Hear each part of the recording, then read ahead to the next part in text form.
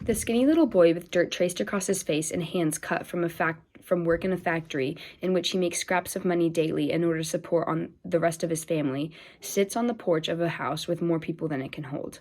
He thinks about why this is happening to him and his family, and he always concludes that it's because of the ignorance of the government. During the Great Depression, family life changed. Women and children had to go to work to support their family in awful conditions, and it was humiliating for the men and fathers. When women and children had to go to work to support the family and become the primary source of income, it caused turmoil among the men because they felt the women were taking over the household, and it led to an uprise in domestic violence. According to Bob Batchelor in his article titled Psychological Impact of the Great Depression, during the Great Depression, family roles were muddled when the traditional male role of the breadwinner became unavailable for many men. Because of the women making the money in the household, men were uncomfortable with it, and it led to an uprise of domestic violence in both women and children. Children in a family in which the women were the primary moneymaker felt that it was unnecessary for their mothers to go to work. When reading Family and Home, Impact of the Great Depression and On by Dennis Bryson, I learned that although women were allowed to pick up odd jobs, a career was out of the question. This was because it would go against the belief that every man needs a woman, which I found from the article Men, Impact of the Great Depression On by Robert McClavey. During the Great Depression, most of the population felt it was an awful time and that nothing good could come out of it, but there were a few citizens who argued differently. When reading the article Children and Adolescents, Impact of the Great Depression On by Christy Lindenmeyer, I found an example of this occurrence. Secretary of Interior Ray Lyndman Wilbur, a medical doctor, argued in 1932 that the economic depression could actually be good for children.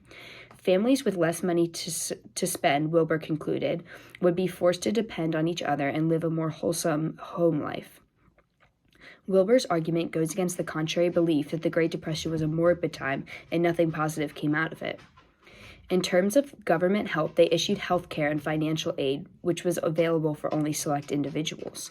According to Lindenmeyer, children under 16 who lived with a parent or close relative as their primary caregiver but had no breadwinner currently in the home was eligible for aid. As for health care, poor children and pregnant mothers were the only recipients. In McClavey's article, he mentions the strain on couples. Couples put off marriage and divorce because of the legal fees required for both of these. Desertion of wives and children was way more popular and cheaper. Whether with or without children, couples' sexual relations ceased because it was too expensive to have a child or buy any form of birth control. This caused another blow to the man's ego, and the relationship between a man and wife was weaker during this time. Men started to lose their jobs, and women and children had to pick up odd jobs and work in dangerous conditions. Many families had to give up their homes in order to downsize and save money. According to Bryson, the average income of the family had dropped from $2,300 in 1929 to $1,500 during the Great Depression. That's approximately a 40% decrease in income. Women could pick up odd jobs like doing a neighbor's laundry or for a couple of cents, and children would work in unsafe factories along with their mothers, and this led to many injuries. Even with these extra sources of income, many families still suffered malnutrition and disease. Children who grew up in the Great Depression had to mature faster, and some ran away from homes and rode the rails looking for work. Those children who did stay home and went to work had parents who intentionally ignored the existing child labor laws. There is huge shame felt by able-bodied citizens who were forced out of work and had to rely on government welfare programs. Bryson said, the major positive aspect of this legacy was the idea that economic security and welfare by the family should be a fundamental national goal. This is another person who disagrees with the widespread belief that nothing good came out of the Great Depression. Both the working class and the middle class were affected by the Great Depression, but the African American population in America during the Great Depression was hit the hardest. Lisa Boehm touched on this in her article, Women, Impact of the Great Depression On. Employers preferred white men and white women over Black or Hispanic women in most cases. To try to bring a couple more dollars in, men, mostly Black, would stand on the side of the road and wait for rich women who could use their services for a day's work, and this started the slave market. People were willing to do anything to make more money during the Great Depression because they were no longer trying to pull in extra money for their wants, but instead needed money in order to buy the needed daily items.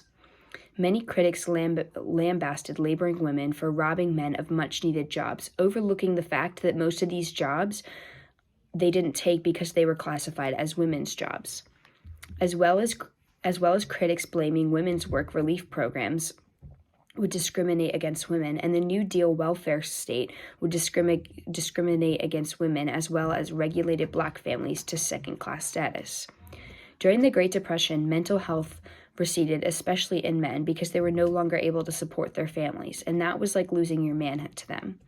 Men have a need for control, and it leads to a relatively harmonious relationship within the house, causing a want for separation because divorce was too expensive.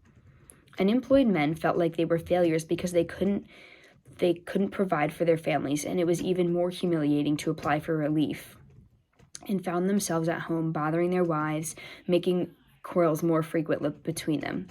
During the Great Depression, men felt they were being stripped of their manhood because the definition of a real man was the one who had authority and was in charge. The Great Depression was indeed a period of depression.